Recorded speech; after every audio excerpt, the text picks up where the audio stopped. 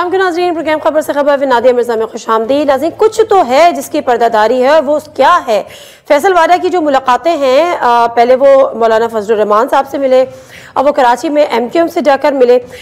अब इसके पीछे क्या है? इनके जो खासकर जो इनके इस किस्म के बयानात हैं जो मैं अभी आपको दिखाती हूँ, क्या हुकूमत के लिए किसी परेशानी का सबब बन सकते हैं?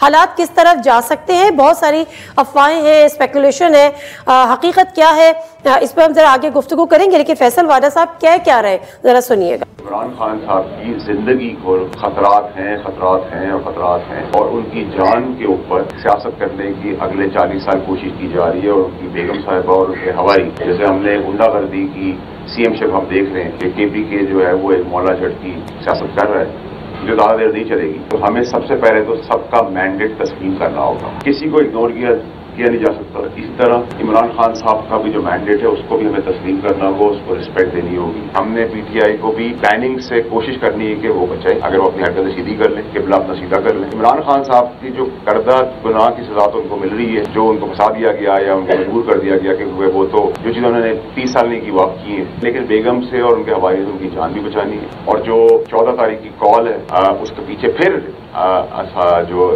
रीजंस हैं वो पाकिस्तान के लिए नहीं है। और 14 तारीख की डेट इसलिए डिसाइड की है क्योंकि उनके हिसाब से फैज हमीद साहब की लीगल प्रोसीडिंग्स हैं वो उसके बाद होनी, तो अपनी प्रेशर टैक्टिक कर रहे हैं, लेकिन उनको बता दूंगा उन्होंने गलती कर दी है, वो 14 से पहले ही हो जाएगा। अच्छा, हैरान कुन बात इसलिए है कि जब से हम ये सुन रहे थे कि PTI खत्म शुद, इस किस्म की बातें आती थी, लेकिन आज फैसल वाडा साहब कह रहे हैं कि बहरहाल PTI का मैंडेट है, खान साहब का मैंडेट है और उसकी हमें रिस्पेक्ट करनी चाहिए। ताहम जो तोपों का रुख है वो बुशरा बीबी की तरफ है, उनकी जान को खतरा भी है, दूसरी तरफ की निशानदेही कर रहे हैं। दूसरी तरफ जो 14 दिसंबर की खान साहब ने सिविल डिसोबीडियंस की कॉल दी है, उसको वो रिलेट कर रहे हैं जनरल फैज हमीद के ट्रायल की तारीख से, कि वो शायद 14 दिसंबर से पहले हो जाएगा, और लेकिन डेट जो है वो इसलिए दी गई है। अब इसमें कितनी हकीकत है? बहरहाल जो सिविल डिसोबीडियंस की कॉल है वो अभी फाइनल नहीं है, हुकूमत ने तो पता नहीं, लेकिन बहरहाल PTI ने एक कमेटी बनाई है, मुज़ाकराती कमेटी, और यही खान साहब ने भी कहा था कि हमारी कोशिश होगी कि मुज़ाकरात करें।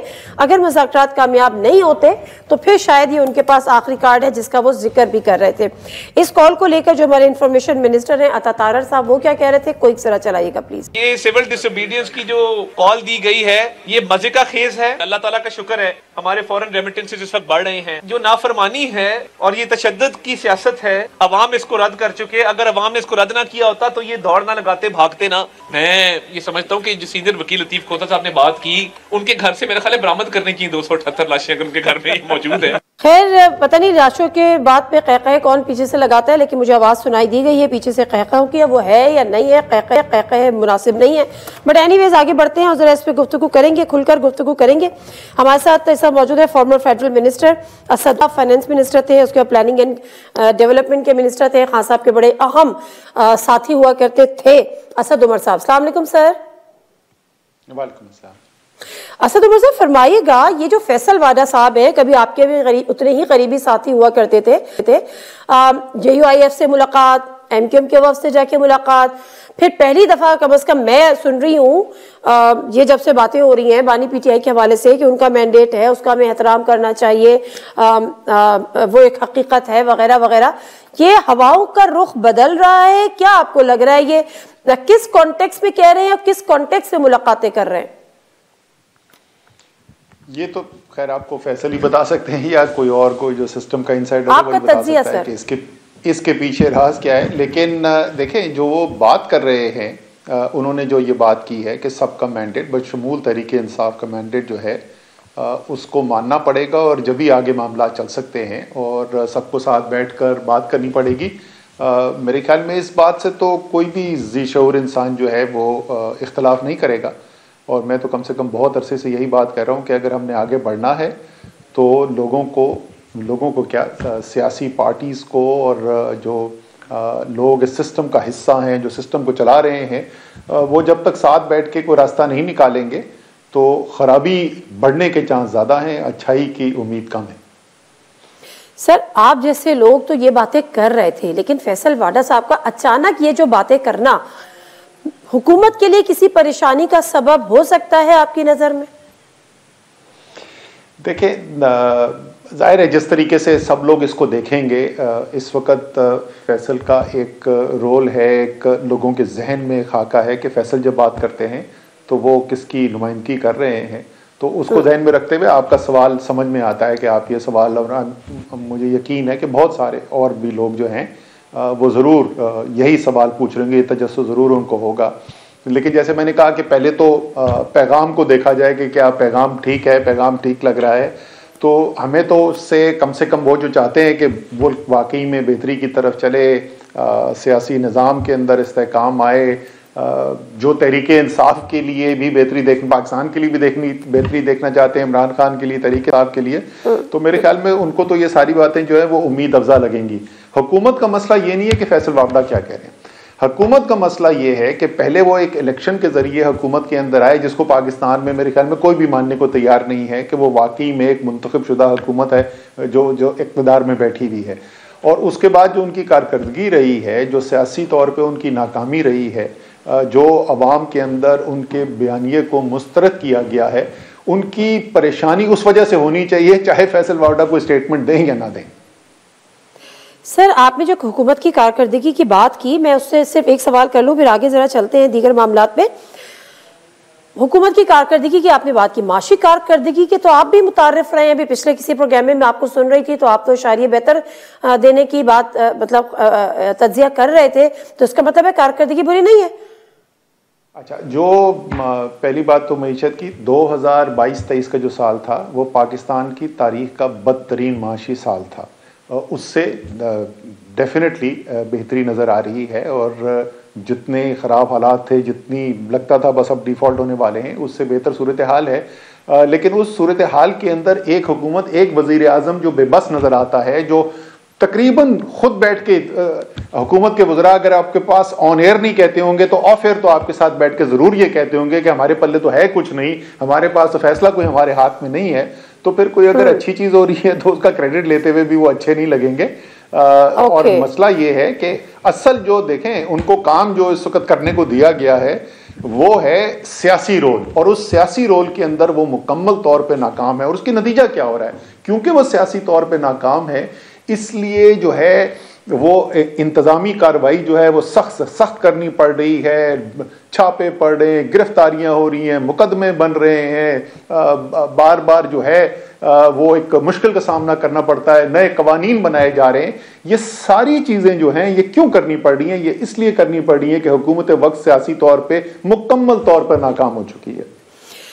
आपकी बात को मैं इसको अगर इंटरलिंक करूं, अभी जो फॉर्मेशन कमांडर्स की जो कॉन्फ्रेंस हुई उसमें जो प्रेस रिलीज सामने आई उसमें उन्होंने कहा, हुकूमत से मुतालबा किया कि ऐसे कवानीन बनाएं जिससे इसको काउंटर करें जो सोशल मीडिया और फेक न्यूज़ वगैरह।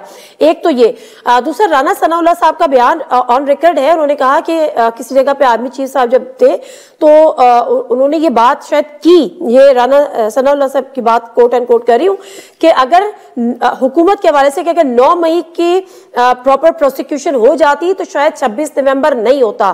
तो इसका मतलब है कि अगर हम इसको लिंक करें तो हुकूमत की कारकर्दगी, नैरेटिव बिल्डिंग ले ले, सोशल मीडिया कंट्रोल ले ले, पॉलिटिकल एंगल से ले ले, जो आप बात कर रहे हैं उससे कुछ तहफ़्फ़ुज़ात हैं दूसरी तरफ।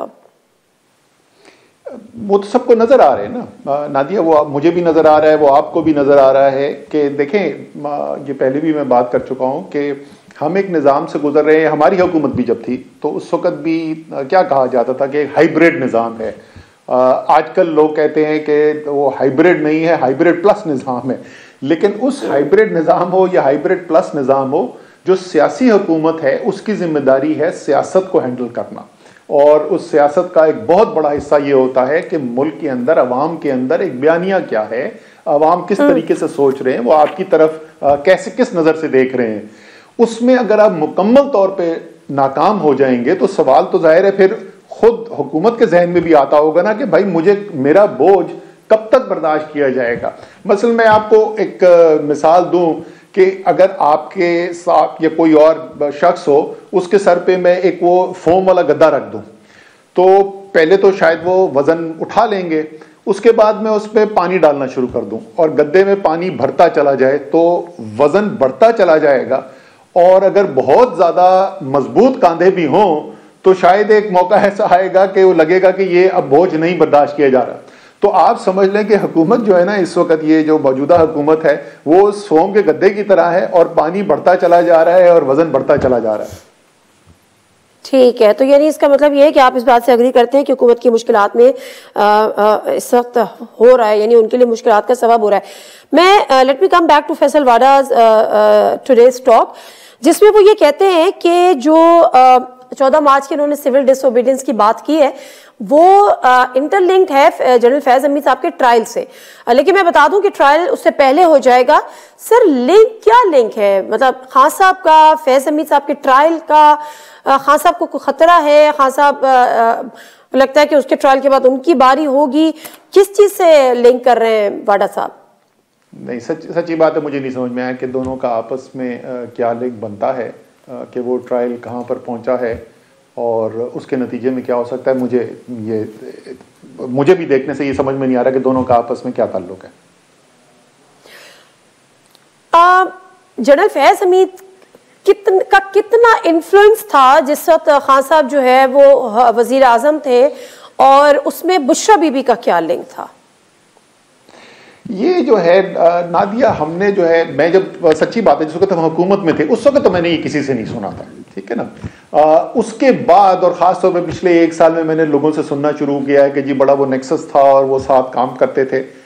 लेकिन सच्ची बात तो ये है कि मैं आपको ये कह सकता हूँ कि कम से कम मेरे सामने किसी ने उस वक्त नहीं कहा था। अब मुझे नहीं पता कि पीछे कोई नेक्सस था या नहीं था, लेकिन ये मैं ज़रूर कह सकता हूँ कि इस किस्म की चहमगोइयाँ भी कोई नहीं होती थी उस वक्त। ये अब हुकूमत जाने के बाद, हुकूमत जाने के भी कुछ अरसे के बाद ये खबर सुननी शुरू हुई है हमने कि ऐसा कोई नेक्सस था। लोग जो बेहतर कनेक्टेड हैं वही बता सकते हैं। मेरी तो जनरल फैज के साथ तो जाहिर है हमें काम होता था, हमारी एक वर्किंग रिलेशनशिप थी, लेकिन बुशरा बीबी से मेरी ज़िंदगी में सिर्फ 2 दफ़ा ही बात हुई है। तो मैं इस पर ना मस्बत ना मनफी को जवाब दे सकता हूँ कि वाकई इस कोई बात में कोई हकीकत है या नहीं है। कितना इन्फ्लुएंस था जनरल फैज हमीद का खान साहब के ऊपर?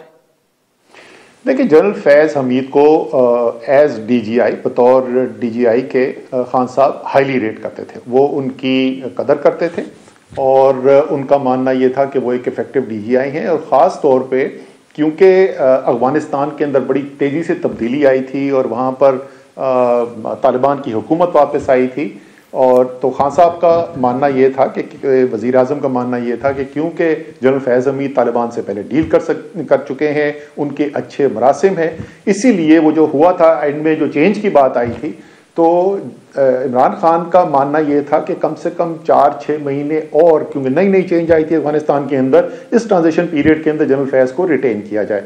तो उनके बारे में अच्छी सोच रखते थे। लेकिन ये भी मैंने दोबारा सुनना शुरू किया, अभी टीवी पे बैठ के मैं लोगों को सुनता हूँ, कमाल है, वो अब सब कुछ डाल देते हैं कि सब कुछ सारे फैसले जनरल फैज़ ही करते थे। हमें तो ऐसा होते हुए नजर नहीं आया। ओके, तो अब मामला ये है कि जनरल फैज़ को लेकर, लेकिन चलें अभी अगर हम वैसे भी अदरवाइज भी देखें तो चाहे मीडिया देखें या उनके ओपोनेंट्स देखें, कई जगह पे खान साहब से ज्यादा बुशरा बीबी को हिट किया जा रहा है या तोपों का रुख बुशरा बीबी की तरफ है। वाडा साहब भी कह रहे हैं कि खान साहब तो ऐसे नहीं थे, 3 साल में उनसे ऐसा कुछ कराया गया। तो ये क्या वजह है, बुशरा बीबी के पीछे क्यों ज्यादातर लोग उनके बुशरा बीबी के खिलाफ क्यों हैं? अच्छा, ये आप सही कह रही हैं, लेकिन मेरे ख्याल में ये कोई बहुत नई बात नहीं है। ये मैं काफ़ी अर्से से, ये जैसे मैंने कहा ना कि ये वाला इल्ज़ाम कि कोई बुशरा बीबी और जनरल फैज़ के दरमियान कोई नेक्सस है, ये हमने कभी पहले नहीं सुना था। लेकिन ये मैंने बहुत लोगों से, लोगों की राय है कि खान साहब जो फैसले करते हैं उसमें बुशरा बीबी असरअंदाज हुई हैं और उनके ऊपर वो असर रखती थी। मेरा सवाल तो हमेशा से ये रहा है कि अच्छा, इसमें पाकिस्तान जैसे मुल्क के अंदर खबर क्या है कि कोई मियाँ है जो अपनी बीवी की बात सुनता है। ये तो हर घर की कहानी नहीं है, तकरीबन हर घर की कहानी है। सही बात है। चले ठीक है, एक कहानी तो आज आपने इंकशाफ आपने भी कर दिया, बल्कि एतराफ कर लिया, इंकशाफ क्या करना।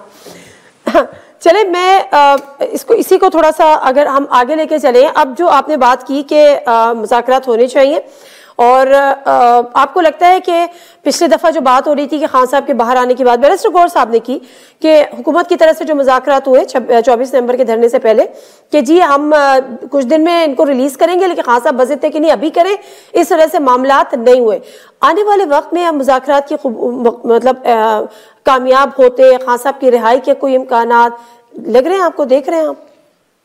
देखिए, मैं पुरुमीद इस वजह से रहता हूं कि मुझे इस बातचीत के जरिए में मस्बत हल निकलना व जो तमाम फरीकैन है उनकी बेहतरी में नज़र आता है। किसी की फौरी बेहतरी में नज़र आता है, किसी की लॉन्ग टर्म बेहतरी के अंदर नज़र आता है। मुझे नज़र आता है कि ये करने से मुल्क तो बेहतर होगा ही होगा, लेकिन जो फरीकैन है उनके लिए भी मुझे इसके अंदर भलाई नजर आती है। इसलिए मुझे उम्मीद ऐसी बात की रही है और अभी भी आज भी वो उम्मीद है।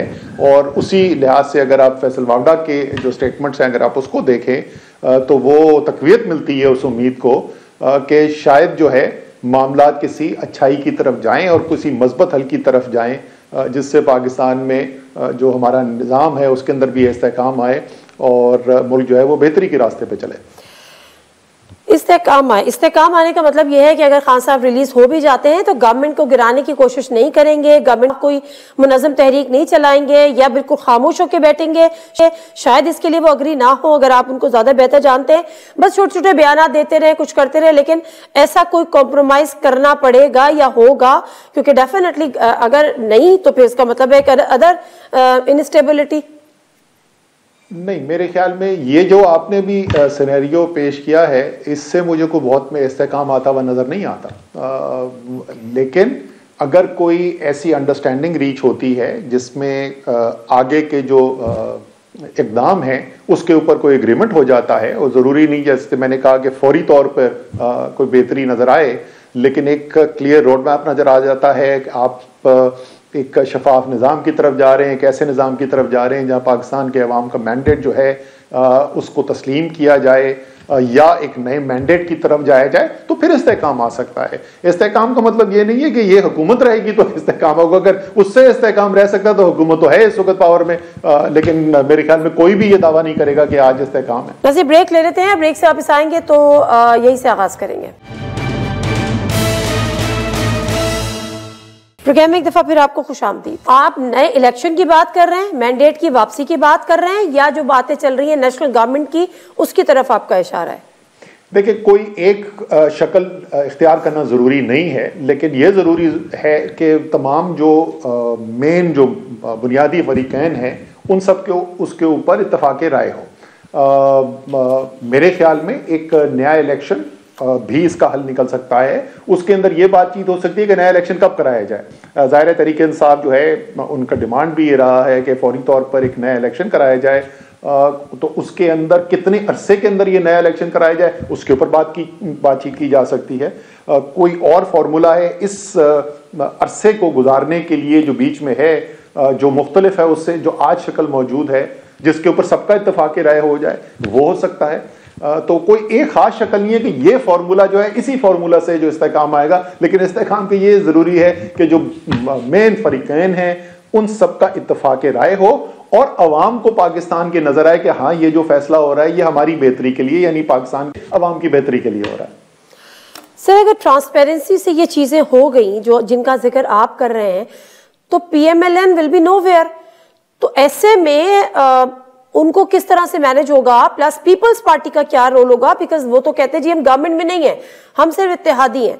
तो क्या आने वाले दिनों में PTI और जी देखिए, चले पहले मैं पीपल्स पार्टी की बात करता हूं, फिर मुस्लिम लीग नून की बात करता हूं। पीपल्स पार्टी इस वक्त हुकूमत का हिस्सा तो नहीं है, लेकिन सब ये देख रहे हैं कि इस वक्त जो हुकूमत है वो पीपल्स पार्टी के वोट के ऊपर खड़ी हुई है। अगर पीपल्स पार्टी इस वक्त वोट विड्रॉ कर ले तो उनकी मेजोरिटी खत्म हो जाएगी।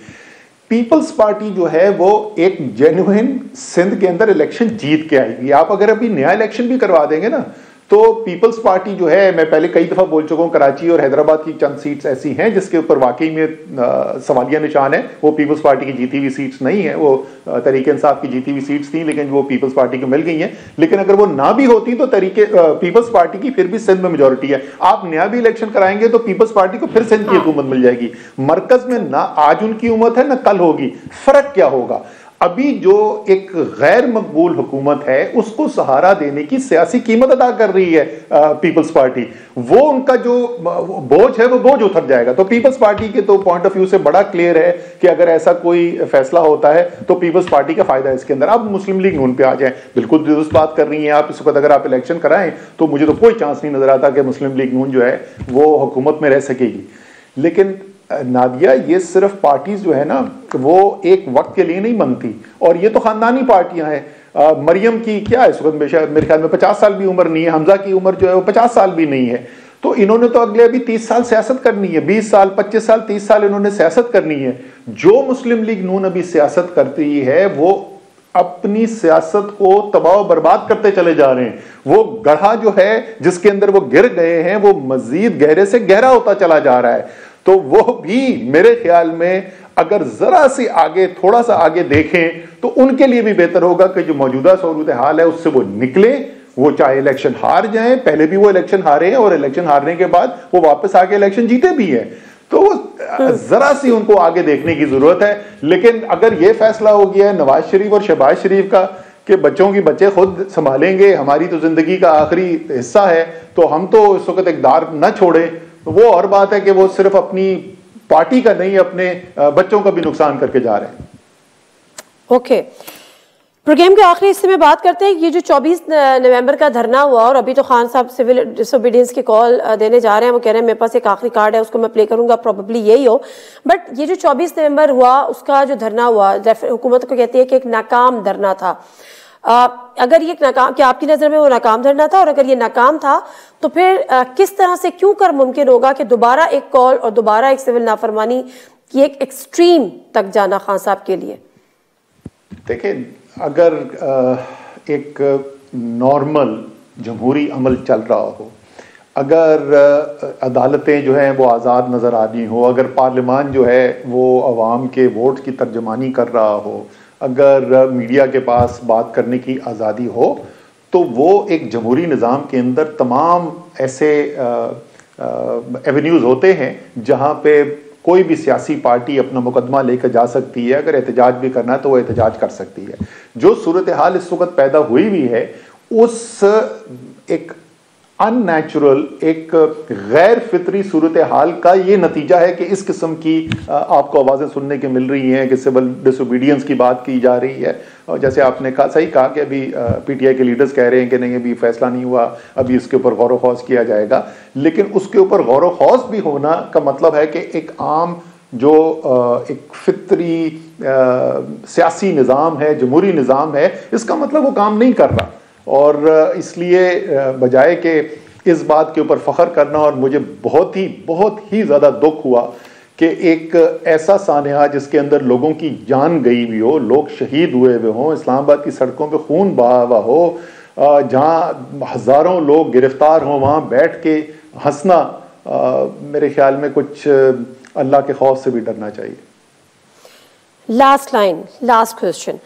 हाल ही में फवाद चौधरी साहब की मुलाकात हो गई खान साहब से, शेख रशीद साहब की हो गई, दीगर उस्मान डार की भी हो गई, जो अब्बासी सदाकत अब्बासी साहब की हो गई।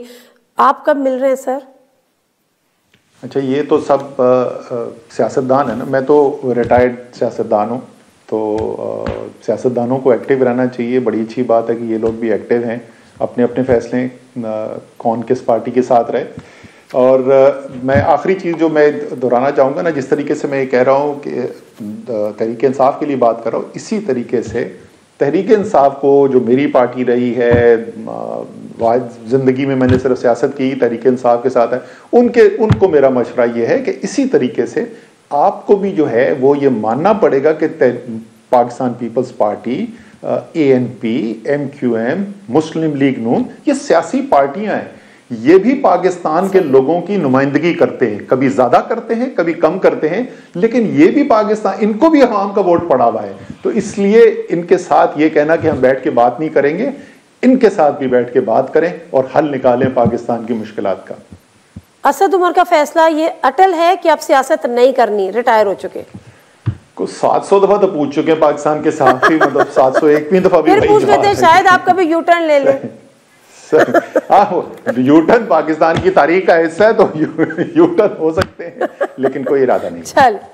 चले, thank you so much Asad, आपके टाइम का गुफ्तगू कर रहे थे और बड़ी अच्छी बात उन्होंने बात की कि जिस तरह से आप तहरीके इंसाफ को ये कम से कम सोचना चाहिए कि अगर आप एक पॉलिटिकल पार्टी हैं तो दीगर भी हैं, आपको स्पेस चाहिए, उनको भी स्पेस दीजिए। ब्रेक ले लेते हैं, ब्रेक से वापस आते हैं। पीटीआई तो अपनी जगह, लेकिन सब मौलाना फजलुर रहमान साहब और हुकूमत भी आमने सामने है। वो मामला है मदारिस की रजिस्ट्रेशन को लेकर, जो कि 26वीं आईनी तरमीम का हिस्सा था, लेकिन अब हुकूमत ने उससे यू टर्न लिया है। मामला क्या है, जरा गुफ्तगू करेंगे। मौलाना ताहिर अशरफी साहब हमारे साथ होंगे और कामरान मुर्तज़ा साहब JUI के सेनेटर। ब्रेक के बाद वापस आते हैं तो बात करते हैं। जी नाज़रीन, प्रोग्राम में एक दफ़ा फिर आपको खुशामदीद कहते हैं। मामला यह है कि JUI का कहना यह है कि जब आपने हमसे 26वीं आईनी तरमीम करानी थी तो फिर आपने हमसे एक वादा किया और कमिटमेंट किया, जिसके तहत उसको हिस्सा बनाया गया जो मदारिस की रजिस्ट्रेशन का मामला है। लेकिन जब वो हो गई, मंजूर हो गई और ज़ाहिर है बिल बन गया, कानून बन गया, सब कुछ हो गया, तरमीम हो गई, उसके बाद आप अपनी बात से पीछे हट गए। सदर ममलिकत के पास जब समरी गए तो उन्होंने उस पर सिग्नेचर से इनकार किया और उस पर कुछ एतराज़ात लगाकर वापस कर दिए। वो एतराज़ात भी अभी आगे हम आपको चल के बताते हैं कि वो प्रोफेशनल मैटर है, ऑलरेडी एक रजिस्टर्ड है, ऑलरेडी एक कानून बना हुआ है। जिस कानून की बात करते हैं कि वो कानून क्या बना हुआ था, वो भी मैं आपके सामने रखूंगी। पहले जो आज के गेस्ट हैं उनसे हम करा देती हूँ। हमारे साथ मौजूद हैं हाफिज ताहिर अशरफी साहब, चेयरमैन पाकिस्तान उलमा काउंसिल, सेनेटर कामरान मुर्तज़ा साहब जो कि सीनियर रहनुमाई JUI के। बहुत बहुत शुक्रिया आप दोनों मेहमानों का प्रोग्राम में शामिल होने के लिए। क्विक जरा मैं अपने नाज़रीन के सामने वो कानून रख दूं जो 2019 में बना था और उसके बाद मैं आप लोगों की तरफ आती हूँ। 29 अगस्त 2019 को इत्तेहाद तंजीमात मदारिस और हुकूमत वक्त में यानी PTI की हुकूमत में एक मुआहिदा हुआ था। मदारिस को वजारत तालीम के साथ मुंसलिक करने के मुआहिदे पर दस्तखत हुए थे। मुआहिदा तालीमी इस्लाहात के लिए किया गया था ताकि यकसा निसाब भी तय किया जाए। वजारत तालीम मदारिस के अदाद शुमार इकट्ठा करने की वाहिद मिजाज अथॉरिटी भी तस्लीम की गई थी। रजिस्ट्रेशन ना कराने वाले मदारिस को बंद करने का मुश्तरका फैसला किया गया था। मदारिस को बैंक्स में अकाउंट खोलने का पाबंद किया गया और गैर मुल्की तलबा को मदारिस में तालीम हासिल करने की इजाज़त दी गई। कामरान मुर्तज़ा साहब, आपसे ज़रा बात का आगाज़ कर ले। हाफिज ताहिर साहब जो है वो मुझे अलाउ करें, क्योंकि ज़रा मामला आपका है तो फिर वो उसका जवाब दे देंगे। आप इस कानून से मुतमईन नहीं हैं, इस कानून में आप तरमीम चाहते हैं, और क्या तरमीम आप चाहते हैं? देखिए, वो कानून जो है ना, उसमें हम उसका सब्जेक्ट नहीं बनना चाहते। जिन हजरात को जो मदरसे उसका सब्जेक्ट बनना चाहते हैं वो भले बन जाएं, तो उस पर हम एतराज नहीं करते। मगर जिस कानून का हम कह रहे हैं कि हम सब्जेक्ट बनना चाहते हैं, क्योंकि हम एक सोसाइटी हैं और सोसाइटी रजिस्ट्रेशन एक्ट का जो है हम सब्जेक्ट बनना चाहते हैं, तो उस पर कोई और दोस्तों को एतराज करने का कोई हक नहीं होना चाहिए। मगर असल बात यह है कि कोई किसी कानून के तहत अगर रजिस्टर होना चाहता है तो रजिस्टर हो जाए, और जब वो रजिस्टर हो जाए तो उसकी कुछ जो शराइत हैं, तो वो जाहिर है कि वो उस नेट में आ रहा है, अपने आप को ऑर्डर टेबल बना रहा है, अपने आप को निसाब के हवाले से जो है वो इम्प्रूवमेंट की तरफ आ रहा है। बाकी चीज़ों में कानून के दायरे के अंदर जो है ना उसने अपने आप को पेश किया है। तो जब वो इस कानून के दायरे के अंदर अपने आप को पेश करता है तो ये एक अच्छा जो है ना वो गुड जेस्चर है मदरसों के पार्ट पे, या उन जो उनके अदारे हैं जिनके जो वफाक हैं उनके नीचे, तो वो उसके ऊपर मेरा ख्याल है कि हुकूमत वक्त या आने वाली हुकूमतों को कोई एतराज नहीं होना चाहिए, या कोई और ऐसे दोस्त जो कि डिफेंड करना चाहते हैं उनको भी एतराज नहीं होना चाहिए कि इस मामले में। सर लेकिन कोई बताइए तो सही कि आप क्या चाहते हैं? आप वजारत तालीम के अंदर नहीं चाहते तो फिर किसके अंदर आना चाहते हैं? हम अपनी आज़ादी बरकरार रखते हुए हम सोसाइटी हैं, हम सोसाइटी रजिस्ट्रेशन एक्ट के नीचे जो है अपने आप को रजिस्टर करना चाहते हैं, और उसी के नीचे हमें रजिस्टर करने के लिए कानून साजी हुई थी, और वही हमारा हुकूमत के साथ जो है मामला तय हुआ था। और ये सरकार का बिल था, ना कि हमारा बिल था। सरकार का बिल जब कोई आता है तो उससे पहले जो है वो फेडरल कैबिनेट जो है उसको उसकी इजाजत देती है, उसको मंजूर करती है। वो वहां से मंजूरी हुई थी, पहले कैबिनेट के पार्ट पे, फिर उसके बाद दोनों ऐवानों के पार्ट पे, और फिर जब सदर साहब के पास ये मामला आया है तो सदर साहब ने शुरू में एक एतराज लगाया था, वो एतराज जो है वो रिमूव हो गया था। फिर पीस मील में ऑब्जेक्शन नहीं लगा करते। उसके बाद देन जो है बाकी एतराज़ात जो है वो फिर जिस दिन बिलावल आए हैं उससे अगले दिन लीक किया गया है कि जी ये भी एतराज़ात हैं। अब हाँ, 8 एतराज़ात की बात, तो वो उसमें 10 दिन से ज्यादा गुजर चुके थे, सदर का इख्तियार भी शायद नहीं था, वो उनकी जुरिस्डिक्शन से मामला निकल गया हुआ था। चले मैं बिल्कुल ठीक है, मैं जरा इस पे बात कर लूँ मौलाना ताहिर अशरफी साहब से।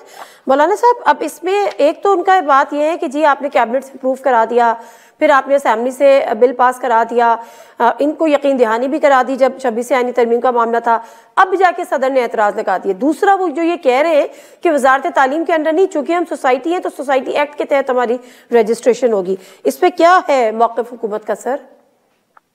देखिए, हुकूमत का मौक़िफ़ तो कोई हुकूमत के लोग बताएंगे जो इस निगोशिएशन में थे।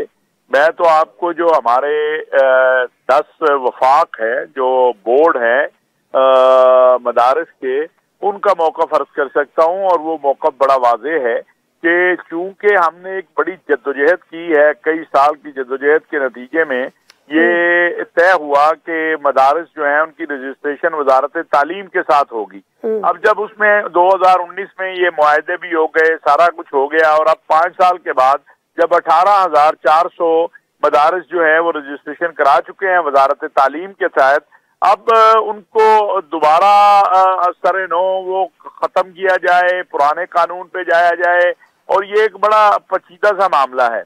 इसमें हमारी राय ये है और बड़ी वाज़ेह है कि चूंकि मदारिस का ताल्लुक तालीम से है, इंडस्ट्री से तो है नहीं है, तो लिहाजा मदारिस को तालीम के साथ मुंसलिक किया जाना चाहिए, वजारत तालीम के साथ। लेकिन अगर मौलाना साहब या कोई वफाक या कोई इदारा ये समझता है कि उसको सोसाइटी एक्ट के तहत वजारत सनत के साथ जाना है, तो हमें कोई एतराज नहीं है, वो चला जाए। लेकिन कि एक अजीब सा काम होगा कि एक मुल्क के अंदर निज़ाम तालीम जो है वो जाके इंडस्ट्री के साथ हो, दूसरा जाके वजारत दिफा, कल कोई कहेगा हमारा निज़ाम वजारत दिफा से तय करें, परसों कोई कहेगा हमारा निज़ाम किसी और से तय करें। तो ठीक है, मौलाना साहब के साथ अगर गवर्नमेंट ने कोई कमिटमेंट की है तो उनको उसको देखना चाहिए। मेरा ख्याल सदर साहब के जो एतराज़ात आए हैं उसमें एक अहम एतराज ये आया है कि तालीम का मामला सूबाई मामला है, उसको देखना चाहिए। लेकिन हमें इस पे कोई एतराज नहीं अगर मौलाना के मदारस या वफाकुल मदारस के मदारस जो हैं वो जाके इंडस्ट्री की वजारत के साथ या इंडस्ट्री के एक्ट या सोसाइटी एक्ट के तहत रजिस्टर होते हैं, तो ये उनका इख्तियार है, उनका हक है कि वो अपना मुतालबा करें। हम ये समझते हैं, और 15 में से 12 वफाक वो हैं, बोर्ड वो हैं जो कहते हैं कि निज़ाम तालीम के साथ मदारस को रजिस्टर्ड होना चाहिए। तकरीबन 18,400 मदारिस इस वक्त तक उस निज़ाम के साथ रजिस्टर्ड हो चुके हैं। तो इसलिए ये एक मैं समझता हूँ कि बैठ के मामला हल मुझे हो जाएगा कि अगर मौलाना साहब को गवर्नमेंट ने वादा किया है तो वो उन्हें टी एक्ट के तहत कर दे, वजारत सनत के साथ कर दे, जो बाकी मदारिस हैं वो बाकियों के साथ होते रहें। अच्छा, ठीक है। अब कमरा मुर्तज़ा साहब ये फरमाएगा, जो आप कह रहे हैं सोसाइटी एक्ट के तहत हम ये उसकी रजिस्ट्रेशन चाहते हैं, लेकिन ये जो बात कर रहे हैं कि वजारत सनत के साथ हो जाए, या इसका ये क्या मामला है? मतलब अगर एक मदारिस है, तमाम स्कूल्स है, एक तालीम का जरिया है। हाफिज साहब मेरे पता नहीं छोटे भाई हैं कि बड़े भाई छोड़े सर इस बात को, भाई हैं बस भाई है। मगर वो भाइयों में भी फर्क है, एक काबिल भाई था, एक हाबिल भाई था। अभी ये काबिल है या हाबिल है, अब आप जो भी समझे सर। ये तो कामरान मुर्तजा साहब, ये तो फैसला आपने करना है। एग्जैक्टली तो भाई हैं, हाँ। अब आप हाबिल बनते हैं या काबिल बनते हैं, ये तो आपको फैसला करना है। अब तो गर्दन आपके सामने, जब बड़ा कह दिया तो गर्दन आपके सामने रख दी। अल्लाह आपको इज्जत दे, अल्लाह आपको खैर में रखे। तो वो उसका एडमिनिस्ट्रेटिव डिपार्टमेंट ज्यादा से ज्यादा जो है ना वो हो सकता है, मगर ये सोसाइटी है और सोसाइटी रजिस्ट्रेशन एक्ट है, उसको वहीं तक रखिए, उसको ज्यादा ट्विस्ट ना करें तो बेहतर है। वो मामला सेटल हो गया है। मैं सिर्फ मौलाना की इजाजत दरकार है। इस मामले में 3 एंड्स थे, एक सरकार है और एक मौलाना साहब है और दूसरा मौलाना तकी उस्मानी साहब है। तो तकी उस्मानी साहब से मैंने इजाजत ले ली है, जिस पे जो है ना सेटलमेंट हुआ है। ये इस तरह से मुझे तकी उस्मानी साहब ने इस मामले में इजाजत दी है, मगर वो शायद उन तक पहुंच नहीं पाया। सर जरा तफसील बयान कर दें, क्या सेटलमेंट हुआ है, क्या इजाजत दी है मौलाना तकी उस्मानी साहब ने? वो ये जो सोसाइटी रजिस्ट्रेशन एक्ट के तहत जो है ना, वो उसमें एक आध पैराग्राफ जो है ना वो उन्होंने तब्दील किया है। वो कहते हैं कि जो जो रजिस्टर हो चुके हैं वो अपना रिलीजियस एजुकेशन वाले डायरेक्टरेट के साथ, तो वो कंटिन्यू करें, तो हमारा उन पे कोई कंटिन्यू करने पे कोई एतराज नहीं है। वो और बाकी जो है ना उन्होंने कहा कि ये इस्लामाबाद टेरिटरी तक जो है ना ये कानून है वो भी ठीक है। उनकी बात ठीक थी कि इस्लामाबाद टेरिटरी तक है, पहले भी यही अंडरस्टैंडिंग भी यही थी। तो वो मामला तो जो है वो तकरीबन जो है ना वो सेटल है। ये बात ताबे है मौलाना की इजाजत से। तकी उस्मानी साहब ने बहरहाल इजाजत दे दी है मुझे। वक्त तो एक ब्रेक का, वापस आते हैं स्टे विद अस। प्रोग्राम में एक दफ़ा फिर आपको खुशामदीद। ताहिर शरफी साहब, अब मामला ये है कि चलें अगर वो इजाज़त मिल गई है और ये सेटलमेंट हो गई है, तो क्या ये श्योरिटी हो जाएगी? जो असल जो मामला था वो तो एक ऑडिट के हवाले से भी था, लेकिन उसके साथ साथ यकसा तालीम निज़ाम के हवाले से था, तो वो मेक श्योर बनाया जा सकता है कि अंडर किसी भी उसके एक्ट के या सोसाइटी के या मिनिस्ट्री के आप रजिस्टर हो, लेकिन जो तालीम निज़ाम हो वो यकसा हो और जो ऑडिट और दीगर मामला थे।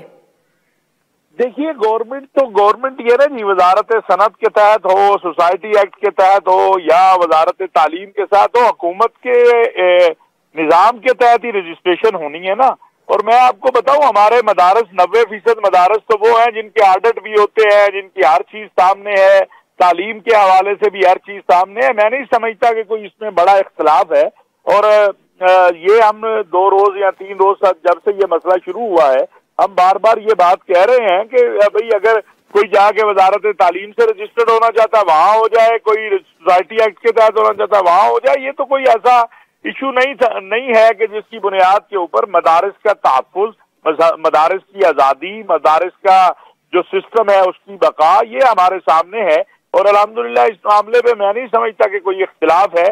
मौलाना अगर जैसे कामरान मुर्तज़ा साहब कह रहे हैं, अगर इसके ऊपर हम तो ये हमारा तो रोज़े अव्वल से यही मौक़िफ़ है कि अगर मौलाना के मदारिस या वफाक के मदारिस जो हैं वो जाके सोसाइटी एक्ट के साथ रजिस्टर्ड होना चाहते हैं वो वहाँ हो जाएं, जो वजारत तालीम के साथ होना चाहते हैं वो वहाँ हो जाए। इसमें तो कोई ऐसी मैं नहीं समझता इशू है कि जिसकी बुनियाद पे कोई जंगो जदल या कोई जो है लड़ाई झगड़ा होना चाहिए। असल मकसद ये है कि मदारिस का तहफ़्फ़ुज़, मदारिस की जो तालीम है क़ाल अल्लाह व क़ाल रसूलुल्लाह, पढ़ना पढ़ाना, और जो जदीद तालीम है उसके हवाले से तो उसके ऊपर मेरा ख्याल है कोई इख्तिलाफ नहीं है, उस पर सबका इत्तिफाक है। और इंशाअल्लाह ताला ये अल्लाह पाक इससे भी खैर का पहलू निकालेगा इंशाअल्लाह। ठीक है, तो कामरान मुर्तज़ा साहब, आपकी इस बात को हम ये समझ लें कि अब चूंकि मामला मौलाना तकी उस्मानी साहब की तरफ से अगर आपको गो हेड मिल गया है, तो जो एतराज़ात थे जो सदर मुमलिकत ने लगाए थे, खासतौर पर जो प्रोविंशियल मैटर और कैपिटल के चीज़ों को लेकर, वो भी इससे रफा दफा हो जाएंगे। ये बात ताबे है मौलाना की इजाजत की, मौलाना फजलुर रहमान साहब की इजाजत की। अभी तक मुझे उनसे इजाजत नहीं मिली, मगर गवर्नमेंटल साइड से जो है ना वो ओके हो गया है, तकी उस्मानी साहब की तरफ से भी ओके है। ठीक है, तो यानी ये कि वो क्या होता है कि लड़ाई माफ करो वाली कहानी हो गई है, तो चले अच्छी बात है। अब जरा कोई में इस मौके का फायदा उठाते हुए जरा मुझे बता दीजिए कि ये जो फैसल वाडा की मुलाकात हुई थी मौलाना फजलुर रहमान साहब से, ये किस कॉन्टेक्स्ट में हुई थी और एजेंडा क्या था? साहब मेरे दोस्त हैं और वो सबके दोस्त है सर, छोड़े आगे बढ़ते हैं। दोस्त है नहीं, मेरे दोस्त नहीं है, बिल्कुल भी नहीं है। हमारे तो प्रोग्राम में कभी नहीं आते वो। अच्छा। उसकी वजह मैं नहीं हूँ, लेकिन फिर भी नहीं आते। अच्छा, नहीं आते हैं, चलो मैं उनको कहूंगा कि आपके प्रोग्राम हाँ। तो मेरे दोस्त है, मेरे कुलीग भी हैं सेनेट में, तो मुझे उन्होंने एक दिन फोन करके कहा था कि मैंने मौलाना साहब से मिलना है। तो मैंने कहा ये कौन सा मसला है, आप आज ही कल चाय पी लेंगे इकट्ठे। मौलाना साहब से मैंने इजाजत ली थी, तो उन्होंने इजाजत दे दी और फिर मुलाकात हो गई। अब मुझे बाकी बातों का तो बता रहे थे, उन्होंने जो बताया कि जी मैं वो मजहब के ऊपर बहुत ज्यादा उसके बिलीवर है और शायद मुझसे अच्छे मुसलमान हैं। तो मजहबी बातें भी हुई और मौलाना ने भी कुछ बातें की, मौलाना साहब से मुतासिर भी हैं वो, और उन्होंने कहा कि जी मैं आपको लीडर मानता हूं पाकिस्तान में। तो इस तरह की बातें थी। बाकी उन्होंने कहा कि शायद मेरी एब्सेंस में अगर कोई बात हुई हो, मैं दरमियान में वुजू करने गया था, तो शायद मेरी एब्सेंस में तो उसी वक्त हो गई लगता है सारी बात जब आप वुजू करने गए थे।